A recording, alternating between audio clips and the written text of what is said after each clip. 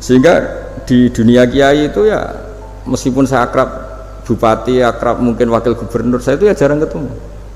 Karena kalau orang Jawa bawaannya ketemu ya makan-makan, guyon-guyon. Nak keterusan ras mlebu swarga. Makanya saya pastikan Pak Yusuf Mansur kesini tidak akan saya jamin, biar aja, biar jatahnya masih. Jadi ini bukan karena saya bakhil, biar jatahnya masih. Medit menyelamatkan. Ya, jadi itu ilmunya kiai. Al-Fatihah. Bismillahirrahmanirrahim. Ar-Rahmanirrahim. Surah Khairil Muhdi alaihim waladhdallin. Terus niki napa niati nggih dawuhe Mu'ad bin Jabal niku ta'alu bina nu'min sa'atan. Terus Mu'ad bin Jabal teng riwayat Bukhari sering dawuh, ayo rene moro aku, ayo do iman bareng-bareng. Dados ngaji kados ngeten niki termasuk nambahi napa iman.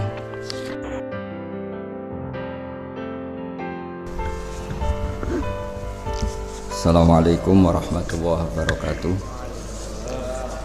Alhamdulillahirabbil alamin wassalatu wassalamu ala asyrofil mursalin sayyidina Maulana Muhammadin wa ala alihi washabihi ajmain. Nama ba'du. Para kiai, para ulama, para teman-teman yang hadir di sini yang saya hormati. Di sini ada Kiai Haji Mas Duki, ada Bapak Yusuf Mansur, ada kiai yang bupati juga, Bapak Hafid. Yang saya hormati Direktur PKN STEN, juga Ketua Penasihat Takliman Dr. Dawud Arif Khan. Yang saya hormati teman-teman, karena dari awal ini ngaji untuk seneng ya, untuk farhah itu seneng. Tidak tahu saya bacanya Farhatul Aidin wa Falahul Faizin ya Pak Ketua, Pak Tamam. Saya cerita sedikit tentang seneng ya, al-farah ya. Dalam Islam seneng itu sudah ibadah. Jadi di antara ibadah terbaik manusia itu seneng. Jadi kalau analoginya kita dikasih rumah teman atau mertua atau guru atau siapa saja, hal paling menjengkelkan itu ya sudah dapat gratisan brutu itu gremeng.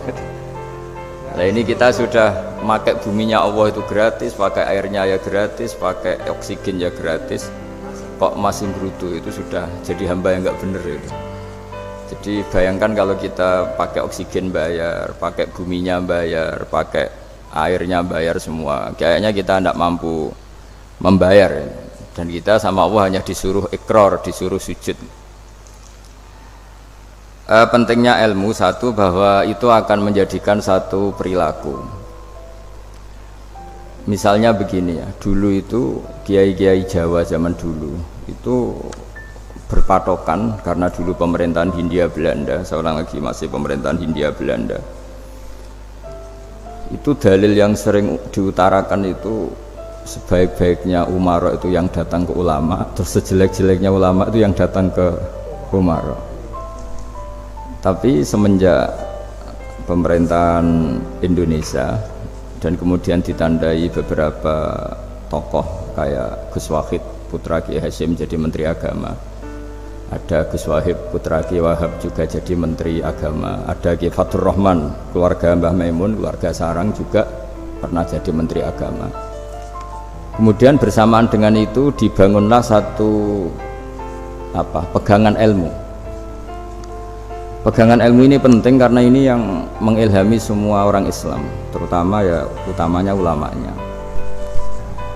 Ada seorang ustadz, seorang guru ngaji yang karena melihat rata-rata penguasa itu zalim ya, datang ke Harun ar-Rasyid. Ini perlu disemak, datang ke Khalifatullah atau Amirul Mukminin Harun ar-Rasyid. Karena beliau seorang raja, tentu terduga lah, atau ya umumnya atau gimana lah istilahnya, itu ya rata-rata ya agak seenaknya, namanya raja, namanya penguasa. Ini dalam pikiran ustadz itu, tidak mesti dalam fakta. Kemudian si ustadz itu matur, ya Amirul Mukminin, inni nasihun lak famusyaddidun alaika fala tajidanna fi nafsika syai'an. Saya ini mau nasihati Anda, kemudian saya cara nasihati itu keras, tolong jangan dimasukkan hati. Dia bilang famusyaddidun alaika, saya nanti kalau nasihati itu keras sekali, tolong dimaklumi karena ini penting, karena Anda harus dinasihati secara keras. Tapi sebelum nasihat itu diutarakan, kata Harun Ar-Rasyid, karena beliau Bani Abbas dan beliau orang alim termasuk muridnya Imam Malik, kata Harun Ar-Rasyid, uskut, kamu diam Ustaz. Inna Allaha ta'ala arsala man huwa khairun minka ila man huwa syarrun minni wa ma'adzalika yaqulu Allahu ta'ala faqula lahu qawlan layyinan la'allahu yatadzakkaru aw yakhsha. Jadi ini sekaligus etika dan norma ya bagi semua dai di Indonesia dan semua kita. Wahai Ustadz, kamu diam. Allah Ta'ala itu ngutus orang yang lebih baik ketimbang kamu, yaitu Nabi Musa, ke orang yang lebih jelek ketimbang saya, yaitu ke Fir'aun. Itu saja harus pakai etika, faqula lahu qawlan layyinan, kamu harus ngomong yang halus. Jadi intinya ini Harun Ar-Rasyid komplain, kamu itu kalau jadi ustadz ngaji kira-kira gitu. Jadi betapa baiknya orang dulu memahami Quran. Jadi Quran itu dibaca, kemudian kita mungkin baca terus jadi cerita, mungkin ada yang baca jadi perilaku, ada yang baca kemudian itu mengilhami, membentuk. Nah kira-kira itulah yang membentuk kiai-kiai alim di NU, di beberapa pesantren maupun orang-orang alim di luar NU. Asal apa ya, ngajinya dan bacanya seperti kita, pasti seperti itu. Karena cara berpikir tadi sudah. Jadi akhirnya si ustadz tadi keluar dan minta maaf, anta a'lamu minni, ternyata engkau lebih alim ketimbang saya. Jadi kalimat famusyaddidun alika, saya akan keras cara memberi nasihat, itu yang diket, yang dipotong, yang dibatalkan atau yang diralat oleh Khalifatul Harun Ar-Rasyid, yaitu dikatakan Inna Allaha ta'ala arsala man huwa khairun minka ila man huwa syarrun minni, yaitu Allah mengutus orang yang lebih baik ketimbang kamu, yaitu Nabi Musa, ke orang yang lebih jelek ketimbang saya, yaitu Fir'aun. Itu pun harus faqula lahu qawlal layyinan, cara berdakwah harus dengan kata-kata yang halus, yang lembut, yang indah. Dan dengan kata-kata itu diharapkan la'allahu yatadzakkaru aw yakhsha, semoga yang didakwai menjadi ingat. Sehingga dengan kemampuan ilmiah seperti ini menjadi pegangan bersama bahwa kita sebagai dai atau sebagai tetangga atau sebagai sama-sama warga Indonesia, bawaan kita memang harus faqula lahu qawlan layyinan la'allahu yatadzakkaru aw yakhsha. Kemudian dalam disiplin ilmu yang lain, halus itu tidak kuat. Angin itu ya halus, tapi kalau di manage itu jadi kekuatan yang dahsyat. Begitu juga air dan sebagainya. Sehingga tidak perlu khawatir terus kalau dakwah halus itu tidak punya efek yang signifikan. Tidak juga.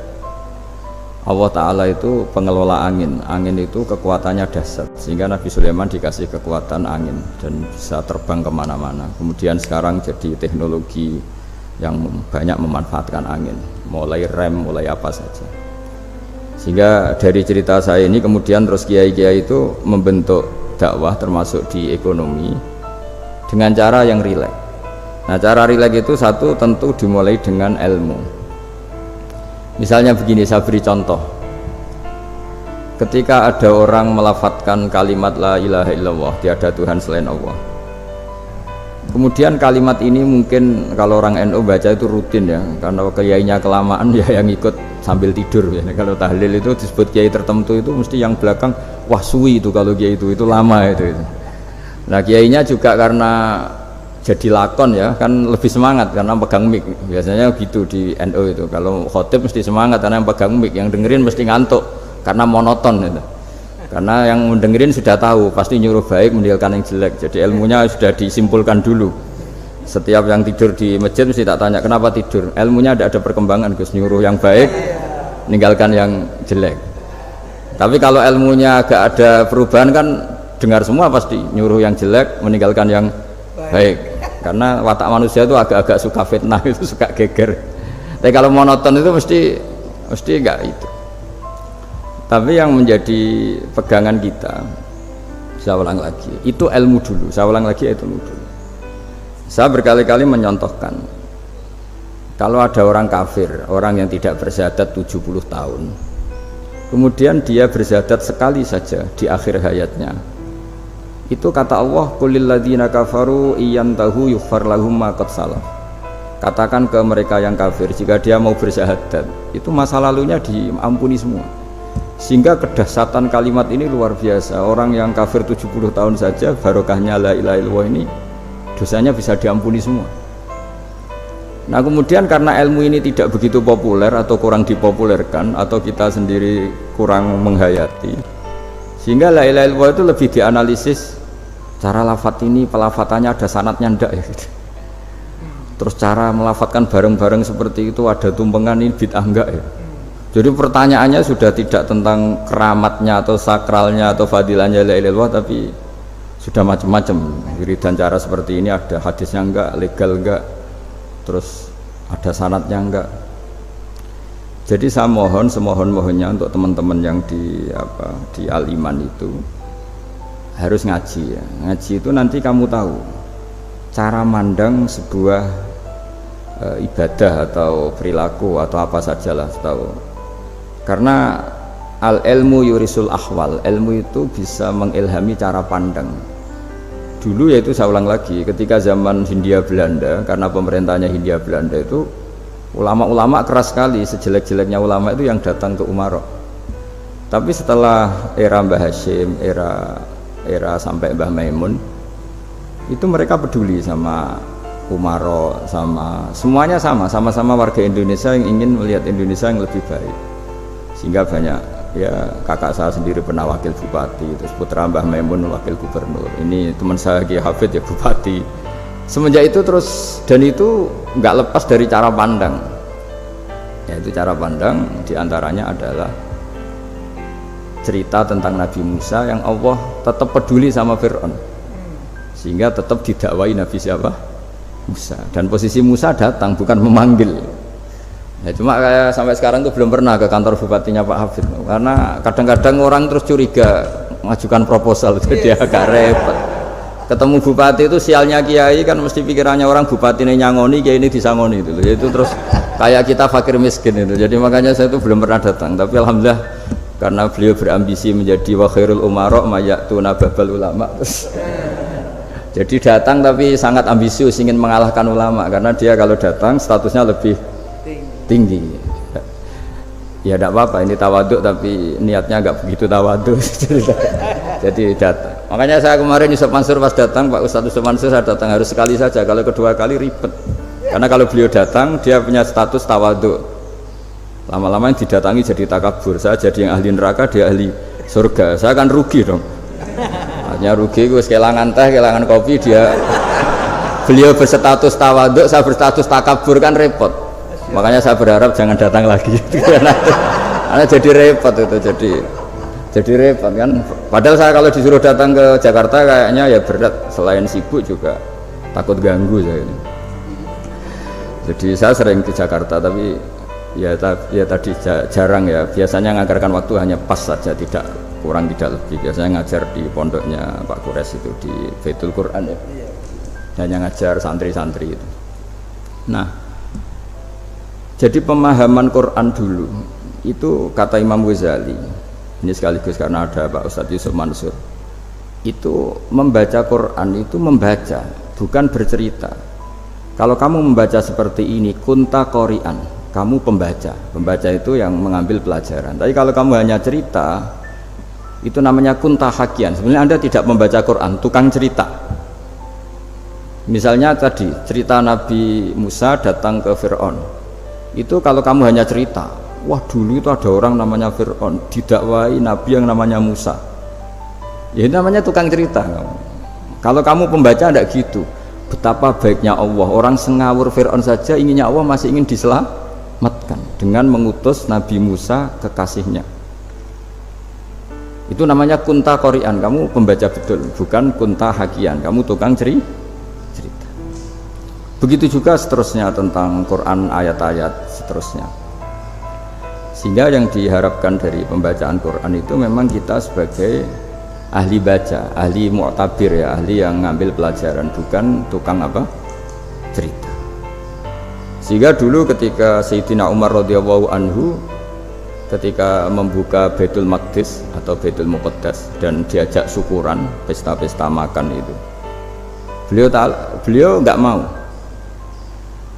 Ketika ditanya kenapa engkau gak mau, alasannya itu langsung beliau baca Quran. Jadi saya punya sekian contoh, saya ulang lagi, saya punya sekian contoh.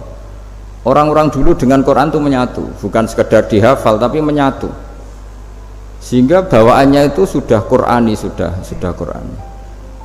Saya beri contoh pertama Rasulullah SAW, nanti Umar kedua. Rasulullah itu pernah nggak makan sampai 3 hari. Terus ditanya oleh sahabat, lalu kekuatan engkau bisa hidup apa? Terus menghentikan al-aswadani, maksudnya itu tamar dan air, hanya makan kurma dan air. Tapi beliau tidak ketemu roti atau nggak ketemu nasi lah kalau orang Indonesia. Ketika hari ketiga dikasih makan oleh sahabat, dipotongkan kambing, kemudian baru makan 3 lukmah, kira-kira ya 3 asupan nasi, berhenti. Padahal sahabat yang lapar sama dengan Rasulullah itu membayangkan Nabi itu sampai kenyang, sampai apa. Tapi ketika ditanya, seperti ini pun nanti ada hisabnya. Walatus alunna yauma idzin anin naim. Jadi acara makan-makan gini itu nanti ada hisabnya. Nabi nangis. Akhirnya sahabat nggak jadi nerusin makan. Jadi ketakutan orang dulu sama ketika Sayyidina Umar dijak pesta ketika memenangkan Baitul Maqdis itu. Inna wa ta'ala ayyara qauman. Allah itu mengkritik sebuah komunitas kaum karena apa? Adhabtum thayyibatikum fi hayatikum dunya wastamta'tum biha. Kamu adalah orang-orang yang jatah nikmat kamu sudah kamu habiskan di dunia. Adhabtum itu kalian habiskan jatah kenikmatan kamu di dunia. Wastamta'tum biha, kamu di dunia sudah berpuas-puas. Maka jatah Anda sekarang di akhirat habis. Sehingga Sayyidina Umar enggak mau pesta-pesta karena takut jatah nikmatnya habis. Kata beliau terus, astabqi thayyibati, akan saya sisakan sisi-sisi kebaikan saya supaya tidak habis. Corong Jawa itu aja dientek-entekno biar jatahnya masih. Sehingga di dunia kiai itu ya meskipun saya akrab bupati, akrab mungkin wakil gubernur, saya itu ya jarang ketemu. Karena kalau orang Jawa bawaannya ketemu ya makan-makan, guyon-guyon. Nak keterusan ras mlebu swarga. Makanya saya pastikan Pak Yusuf Mansur kesini tidak akan saya jamin, biar aja, biar jatahnya masih. Jadi ini bukan karena saya bakhil, biar jatahnya masih. Ya, jadi itu ilmunya kiai.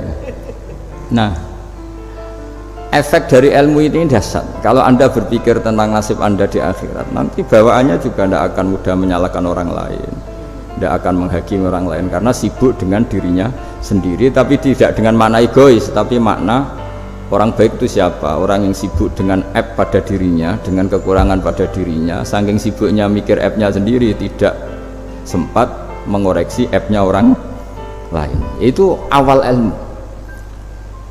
Ilmu itu tidak dimulai dari larangan. Kalau larangan karuan, tidak termasuk ahli surga orang yang suka mengadu domba, tidak termasuk orang baik yang cari kesalahan orang lain, itu namanya pelarangan. Tapi ilmu itu di atas nahi, di atas pelarangan itu kamu punya kesadaran bahwa kamu itu yang penting selamat dulu, jangan memikirkan orang lain, dengan makna bukan egois tapi dengan makna supaya tidak menyalahkan orang lain. Nah, saya termasuk ya boleh dikatakan kiai lah yang paling fanatik bahwa semuanya itu harus dimulai dari ilmu. Ya saya ulang lagi, dimulai dari ilmu.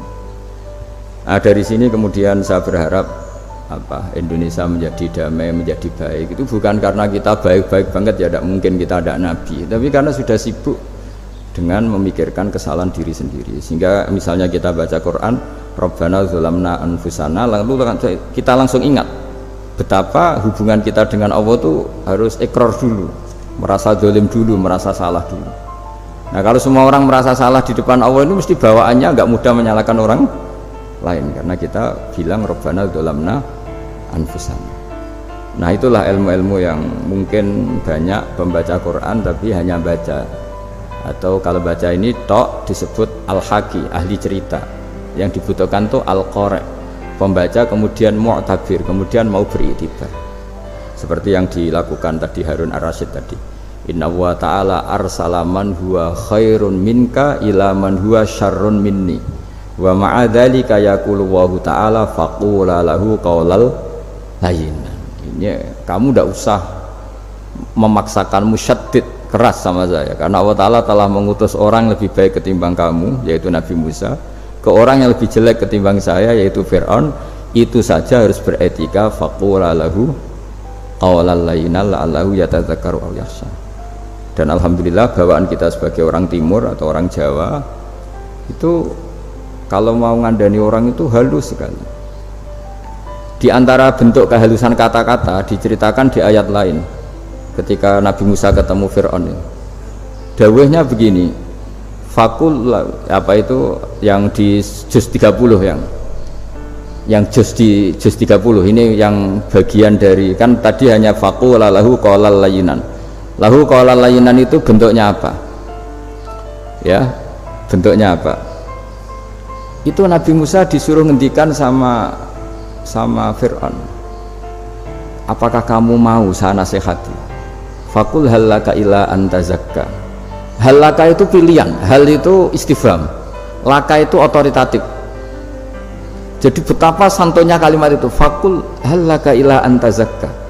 Jadi kalau dimaknani model Pak Hafid, model saya ngaji di sarang itu, hallaka onoto iku kedue sira, berhak bagi kamu, berhak bagi anda, apakah anda berhak loh mendapat nasihat supaya anda jadi orang yang lebih baik. Hallaka ila antazakka. Jadi tidak kalimat perintah, tapi kalimat pilihan. Apa engkau mau saya beri nasihat? Wahdiyaka ila rabbika fatakhsha. Dan saya beritahu kamu tentang Tuhan dan kemudian kamu menjadi orang yang baik, fatakhsha, orang yang punya khasyah, punya. Jadi kayak apa kalimatnya itu? Napa jenengan kerso? Itu kalau orang Jogja, orang-orang daerah-daerah yang pernah nyuguhi tamu itu kan, ayo makan-makan, itu kan kayak tamunya itu kelaparan. Masa Pak Yusuf Mansur kelaparan? Tidak mungkin kan. Masa Ustadz terkenal kelaparan kan? Tidak mungkin itu. Monggo, nopo jenengan ngersakno. Karena bisa saja tamunya itu tidak kerso, mungkin karena darah tinggi, mungkin karena takut dianggap fakir miskin, macam-macam kan orang enggak. Itu kalimatnya itu hallaka ila antazakka. Kayak apa indahnya dakwah. Hallaka ila antazakka itu ada kata laka itu ya terserah jenengan mau enggak. Wa ahdiyaka ila rabbika fatakhsha. Nah, itu yang disebut membaca. Kunta qori'an la hakian, anda benar-benar membaca Quran, bukan sekadar pencerita. Nah kemudian ini yang terakhir, saya juga baru, sebenarnya saya itu nggak pernah bilang sanggup itu, tapi Pak Ustadz Zakaria itu GR terus sampai tadi pagi itu saya belum tahu kalau ada acara ini. Ya karena saya kiai, jadi kalau kiai itu kan ingatnya sama Allah saja, kalau sama manusia itu rontok-rontok lali gitu. Itu bukan memaksa, ya memang lupa. Sejauh mana sih pentingnya manusia kan tidak penting cara ilmu tasawuf itu, tapi karena ini titipan Rasulullah SAW terus menjadi penting kan, dititipi umat gak jenengan itu ya, sudah ngaji ngatur kiai ribet itu. Kiainya biasa ngaji kan, kiainya yang ngatur, santri ini enggak. Pak Yai ngaji tanggal ini jam ini, itu kan mengabaikan semua aktivitas kiai, padahal jam ini mungkin saya punya jam, mungkin jalan-jalan atau ngaji atau mutolaah atau munajat, gara-gara Pak Zakaria ini terus Mas Tamam ini yang provokasi harus ngaji di jam ini, tema ini. Saya itu kalau ngaji ditentukan tema itu, ini memang saya agak keras di bab ini. Itu kayak ibarat gini loh, saya ini dokter, kemudian ada orang yang sakitnya itu jantung, terus bilang ke saya, Pak dokter sembuhkan kukul saya. Wong penyakit ekstrimnya itu jantung, kok bila disembuhkan apa? Kukul. Kan gak penting, sembuh tidak sembuh, kukul itu kan gak penting, jerawat itu. Kiai itu tahu kesalahan paling fatal manusia itu akidah. Jadi kadang-kadang mintanya ilmu yang tidak akidah, yang gak penting. Jadi kadang-kadang kiai itu ya digurui betul kalau di Indonesia itu. Misalnya, ini tidak nyindir loh, memang marah betul kalau di bab-bab seperti ini. Tapi ini biar jadi ilmu masif, ilmu yang general. Saya ulang lagi ya, Anda jadi dokter, tahu pasien Anda ini penyakit jantung kronis atau sudah fatal lah sudah. Terus orang itu bilang, Pak Yai, itu Pak dokter, tolong obati kulit saya supaya tidak jerawatan. Kamu bilang ini orang aneh enggak? Aneh kan? Nah kiai juga gitu. Saya sering itu ada orang mau haji gitu, Gus doain saya jadi haji mabrur. Pernah belajar haji Pak? Dereng. Mungkin enggak, orang belum belajar nyupir terus kemudian minta didoain, Gus saya mau nyupir doain selamat. Mau nyupir aja nggak bisa kok minta doa selamat. Harusnya urutannya kan belajar dulu baru minta doa. Tapi kali ini aliman bener ngajaknya akidah dulu, ahli sunnah kan. Nah itu bener karena akidah itu hal yang prinsip memang harus. Kalau kebetulan nggak bener taruh visi betul. Untungnya kalau temanya bener.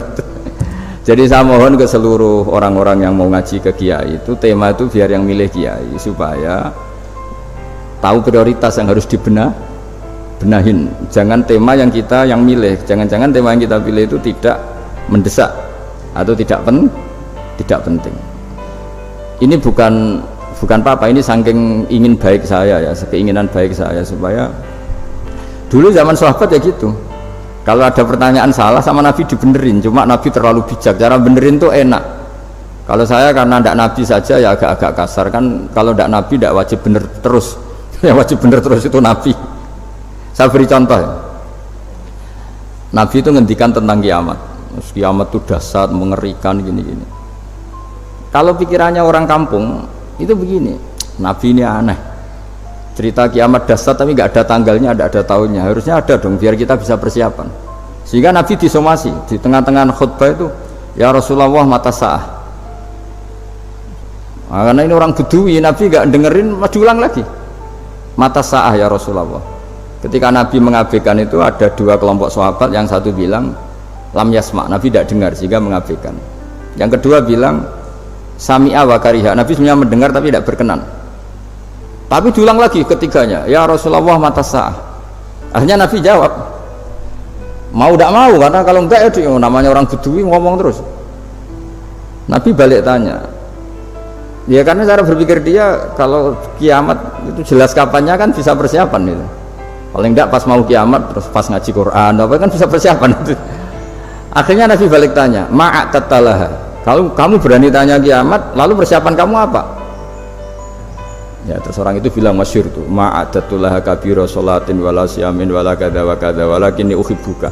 Saya sebenarnya tidak punya persiapan ya Rasulullah, cuma persiapan banyak puasa ya enggak, banyak sholat enggak, tapi saya mencintai engkau. Terus masyhur itu jadi hadis paling legenda, almar'u ma'aman ahabba, sebagian disebut anta ma'aman ahbabta. Ini kata semua sahabat yang di masjid. Si Bedui ini orang paling dibenci sahabat karena mengganggu Nabi saat khutbah, tapi akhirnya ini menjadi orang paling dicintai sahabat karena barokahnya itu hadis itu keluar secara terbuka, almar'u ma'aman ahabba. Sebagian riwayat yuhsyarul mar'u ma'aman ahabba, nanti orang akan sowan sama Allah bersama orang yang mereka cinta. Itu sahabat-sahabat fama farihu ba'dal Islam farahahum biadal hadis, mereka tidak pernah senang setelah masuk Islam sesenang hadis ini, karena kita tidak perlu soleh-soleh banget, cukup nyintai orang apa soleh gitu. Makanya saya sekali bilang itu ya, kadang-kadang saya jadi orang alim itu ya ruginya tadi misalnya ya, untuk menjadi orang alim kan harus hafal Quran, ngaji Bukhari, Muslim, Ikhya. Ternyata pengumuman kedua orang nggak bisa apa-apa, gelombang kedua para pecinta, waduh itu kan repot ya. Jadi kita yang jadi orang alim susahnya bukan main, ternyata disaingi pengumuman kedua dan para pecintanya. Wah itu kan akhirnya ketemu orang-orang nggak jelas tadi. Nah itu ya termasuk farah dalam Islam, farhatul aidin. Jadi seneng itu di Islam itu ibadah. Ya kul bi fadlillah wa bi rahmati fa bidzalika falyafrahu. Seneng itu diperintahkan Allah. Saya tuh sering di kamar kadang itu nyun sewu kayak gatelan itu apa itu. Ya agak kukur-kukur terus merengut saja malu. Malu saya itu dilihat Allah kok kayak agak ridho itu malu. Ya kayak tadi lah, kamu dikasih rumah gratis, kemudian pas yang ngasih datang kamu kelihatan cemberut, tuh yang ngasih kan mangkel. Udah dikasih gratis masih cemberut. Sama hubungan kita dengan Allah itu semuanya dikasih gratis. Makanya tabassum, senyum itu ibadah. Kita yang nekuni ilmu hadis, betapa hebatnya Nabi ngendikan, kalau kamu tidak bisa ibadah yang berat-berat, cukup ibadah senyum. Kadang ngendikan tol qati wajhin, kamu cukup berwajah yang indah, yang menyenangkan. Tabassum, senyum. Kalau kamu tidak bisa membalas jasanya orang yang ngasih, minimal kamu senyum, lihat minimal kamu kelihatan seneng gitu. Nah, makanya seneng itu sudah ibadah. Dan sekarang orang untuk seneng aja susah, karena bawaannya nuntut orang lain supaya kayak keinginan dia, bawaannya nuntut, ya ribet. Kalau gitu ya ribet. Makanya saya bilang al ilmu yurisul ahwal, ilmu itu diperkuat. Nanti yurisul ahwal, ilmu itu akan membentuk Anda. Dulu beberapa raja itu ya mau luhur karena jadi raja, punya apa saja. Tapi punya penasihat ulama. Itu ya, nasihat itu sederhana. Ada seorang raja tanya ke kiai, gimana dengan semua kerajaan saya? Wah, padahal dia punya apa saja. Jenengan miskin sekali, itu kerajaan seluas ini, kok bisa aja? Terus ditanya sama si ulama tadi, andaikan Anda di padang pasir, kemudian kalau tidak minum segelas air itu mati, apakah Anda akan membeli segelas air ini dengan semua kerajaan Anda? Oh iya, pasti apapun saya lakukan untuk mendapat satu gelas air. Terus la tafrah bimulkin la yusawi sarbatamain, kamu jangan bangga dengan kerajaan yang nilainya itu enggak sebanding dengan segelas apa? Air. Akhirnya raja itu mikir, saya tidak jadi raja bisa hidup, tapi kalau enggak minum air mati, berarti penting satu gelas air. Akhirnya lama-kelamaan ini anggap kerajaan itu biasa, ternyata enggak sepenting segelas air. Ya seperti kita lah, misalnya orang enggak punya alpat itu enggak malu, tapi kalau enggak punya celana itu malu. Kamu mau punya alpat tapi enggak punya celana? Kan enggak mau. Yaitu ilmu itu yurisul akhwal, ilmu akan melahirkan satu perilaku. Jadi kalau ilmu Anda mantap, pasti syukurnya juga mantap gitu. Ya makanya saya termasuk kiai yang selalu mendorong pentingnya ilmu. Bahkan kata Sufyan Ats-Tsauri ngendikan saking pentingnya ilmu, ada kata fa'lam annahu la ilaha illallah, dimulai kata fa'lam. Dan saking pentingnya ilmu itu, setiap nabi itu status permanennya itu hanya satu, mengajar. Rabbana wab'ats fihim rasulam minhum yatlu 'alaihim ayatik, membacakan ayat-ayat Allah, sampai wa yu'allimuhumul kitab, mengajarkan kitab wal hikmah. Bahkan Allah sendiri wasofa dzatahul 'aliyah bi annahu al-muallim, yaitu Allah ngendikan ar-rahmanu 'allamal Qur'an. Jadi betapa hebatnya pengajar. Allah sendiri mensifati dirinya itu ar-rahmanu 'allamal Qur'an. Allah itu Maha Rahman yang mengajarkan Quran. Di surat Iqra juga disebutkan Iqra wa rabbukal akram alladzi 'allama bil qalam. Jadi Allah mensifati dirinya sebagai pengajar. Kayak apa pentingnya mengajar? Karena al-ilmu yurisul ahwal. Ilmu ini melahirkan satu sikap.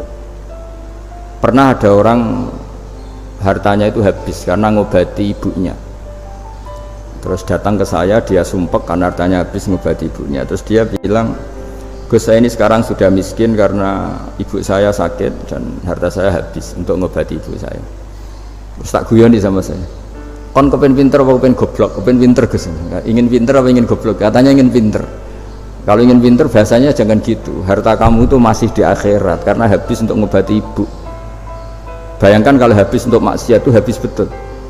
Terus dia mulai syukur, alhamdulillah Gus, harta saya habis secara heroik karena untuk mengobati apa ibu. Sudah pinter dia, akhirnya miskin sampai sekarang ya tetap pede saja karena masih punya tabungan di akhirat. Dan itu saya terinspirasi oleh ilmu juga. Jadi dulu Sayyidah Aisyah itu pernah nyimpan sepotong daging kambing, disimpan untuk dimakan beliau karena beliau mau iftar ya, mau buka atau apa. Singkat cerita, karena bawaan keluarga Nabi itu sakhok, ada orang minta dikasihkan. Suatu saat akhirnya kan habis, terus Nabi tanya, yang daging tadi di mana? Habis. Terus Nabi cara menjelaskan itu indah sekali.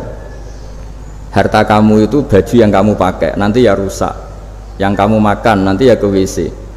Wa tasaddaqta fa abqaita. Memang di semua riwayat itu pakai dhamir mukhatab mudzakkar, meskipun asal usul riwayat itu untuk Sayyidah Aisyah karena untuk umum. Yang kamu sedekahkan tuh yang masih, kamu jangan bilang kamu sedekahkan tuh yang habis, yang kamu sedekahkan tuh yang masih. Misalnya saya punya uang 1 miliar misalnya, terus pernah tak sedekahkan ke fakir miskin atau ke kiai atau ke pondok 100 juta, itu yang mesti masih, karena kadung di luar kekuasaan kita, kadung lillahi ta'ala. Justru yang masih itu yang potensi nanti untuk hal-hal yang kurang positif. Semenjak itu orang sedekah itu begitu entengnya karena itu yang masih. Ya tapi tentu syaratnya yang tepat ya. Saya sekarang sering kampanye sedekah tepat, karena misalnya sering saya itu didatangi orang kaya, Gus saya ini punya uang banyak, ingin punya masjid biar dipakai orang Jumatan. Terus saya bilang, kamu ingin jadi orang baik betul apa baik versi Anda? Baik betul Gus. Tak ajarin mau, gak tersinggung, mau Gus. Kalau Anda bikin masjid di kampung Anda, masjid terbaik di dunia sekalipun, yang bingung saya ahli fikih. Kok bisa Gus? Kan terjadi 2 Jumatan, nanti sahnya yang mana? Kamu enak aja bikin masjid kan? kamu bikin masalah baru bagi kiai fikih di daerah kamu. Belum nanti orang terus migrasi ke masjid Anda karena lebih baik, koriknya lebih baik. Kamu membunuh masjid yang lebih tua, itu nggak sopan sekali, masjid itu sudah lebih tua kamu. Akhirnya mikir, nggak usah Gus kalau gitu, sedekah apa saja, yang penting perintah jenengan gimana. Ya sudah. Jadi sedekah itu juga harus dibina supaya kalau orang kan bisa saja kan uang 100 juta itu untuk fakir miskin manfaat, ternyata untuk masjid yang sifatnya aksesoris, untuk lampu yang kristal yang mahal-mahal bukan yang pokok. Itu pentingnya ngaji ya. Jadi lagi-lagi al ilmu yurisul ahwal. Ilmu itu melahirkan satu sikap. Jadi ketika ada masjid baru, kalau orang nggak bisa ngaji fikih, wow ada masjid baru, masjid banyak. Tapi kalau yang ngaji fikih ngerti ini malah ada masalah baru karena ada ta'addudul Jum'atan. Gimana hukumnya 2 Jum'atan dalam kondisi yang tidak mendesak. Makanya sekarang saya baru kampanye itu. Dulu itu kalau ada masjid banyak itu kan faktornya beda ormas, beda pemahaman atau agak jauh, masih hukum sosial atau bawaan kondisi. Misalnya di dekat UGM itu ada masjid kampung pertama, bawaan masjid karena ada kantor besar atau bawaan ada pabrik besar atau ada sekolahan besar. Tapi sekarang itu ada pertanyaan baru, ada masjid baru karena ada orang kaya ingin bikin masjid. Itu gimana itu hukum? Nah, tapi kalau orang tidak nekuni fikih itu ya langsung wah bagus untuk bangun masjid. Bagus piye kene sing kangelan memfikihkan tadi. Nah itu ilmu. Jadi kalau yang tidak nekuni fikih itu ya tidak tersiksa, tapi yang nekuni fikih itu pasti tersiksa karena seperti itu tadi. Ya jadi saya mohon di antara cara kita dakwah secara damai itu dimulai dari Robbana Zolamna Anfusana. Itu dipakai Nabi, di redaksinya diganti dengan makna supaya kita per individu matur Allah apa ini zulam tu nafsi zulman kabiron katsiron. Nah bawaannya orang mengaku zalim, mengaku salah itu kan sudah tidak sempat mikir salahnya orang apa lain, dan dari sini kemudian dia jadi orang yang tawadhu, yang ubudiyah, yang macam-macam, sehingga Nabi ini bukan dianggap ya, pasti penjelas terbaik. Terus Allah meredaksikan wa ma tuqaddimu li anfusikum min khairin tajiduhu indallah. Apa saja kebaikan yang kamu sudah berikan untuk Allah sampai akhirat itu ya pasti kamu temukan di akhirat. Terus yang terakhir saya beri contoh orang peminta-minta, sa'il. Itu Sayyid Ali Zainal Abidin kalau ada orang minta-minta terus dikasih, misalnya dikasih ya 100.000 atau 50.000 atau 10.000 sesuai kemampuan yang memberi, itu marhaban biman hamala zadi ilal akhirah. Saya terima kasih ya, gara-gara kamu minta uang saya jelas sudah sampai akhirat. Coba kalau di rumah bisa saja untuk hal yang tidak positif. Jadi bawaannya itu cara pandang itu rubah. Jadi sebenarnya kalau kita ngasih uang di masjid, ngasih kiai atau ngasih fakir miskin, ya uang itu yang masih, bukan yang habis. Yaitu watasoddaqta fa'abqaita, yang kamu berikan tuh hakikatnya yang masih. Karena sudah ada kamu otak-atik lagi, makanya disebut wakaf. Sebenarnya wakaf itu dulu secara makna lughat, saya ulangi secara lughat, maknanya itu sudah berhenti. Wakfun maknanya berhenti. Nah sedekah itu dari kata sedekah maknanya benar. Orang yang sering sedekah berarti imannya benar. Orang yang uang sudah diberikan berarti dia sudah terputus, wakaf berhenti dari hubungannya dengan dia. Sudah dikasihkan berarti selesai. Sehingga wakaf dan sedekah itu sebenarnya maknanya saling melengkapi. Kemudian orang-orang fikih karena ada disiplin ilmu tertentu, wakaf itu untuk sedekah yang permanen, yang abadi, kemudian sedekah untuk infak. Tapi itu kan hanya istilah-istilah dalam disiplin ilmu. Sebetulnya kalau pakai ilmu yang umum, sedekah ya bisa disebut wakaf, wakaf ya bisa disebut apa? Sedekah. Karena maknanya sedekah itu wakaf. Wakaf itu apa? Qat'u raqabatil malik an hadal mal atau an malih. Hubungan pemilik harta ini terputus dari harta itu. Jadi misalnya saya sudah wakaf tanah ini ke masjid, sudah diterima, buat saya kepikiran gadekan atau menjual sudah tidak bisa, sudah berhenti di situ saja hubungan saya dengan kepemilikan harta itu. Makanya disebut apa? Wakaf. Dan kalau saya wakaf berarti menunjukkan kebenaran iman saya karena sudah menafkahkan sebagian harta untuk Allah Ta'ala. Disebut sodak. Makanya bahasa Arab itu gampang ya, kalau sodal qaf sodako, orang kalau bayar mahar disebut sodak karena menunjukkan cintanya. teman yang setia disebut sodik karena ya benar dalam berteman. Abu Bakar disebut as-siddiq karena sangat membenarkan kanjeng Nabi, dan seterusnya dan seterusnya. Ya, jadi semoga ayat tadi, dan saya mohon maaf karena ya memang saya kalau ngaji ya alami seperti ini, tapi insya Allah barokahnya alami itu menjadi ikhlas, tidak tasonnuk, tidak riya, tidak tebar pesona kalau dalam bahasa itu. Yang jelas saya inginlah bahwa ayat yang saya baca tadi benar-benar jadi pegangan bersama. Faqula lahu qawlan layyinan la'allahu yatadzakkaru aw yakhsha. Saya mohon maaf. Assalamualaikum warahmatullahi wabarakatuh.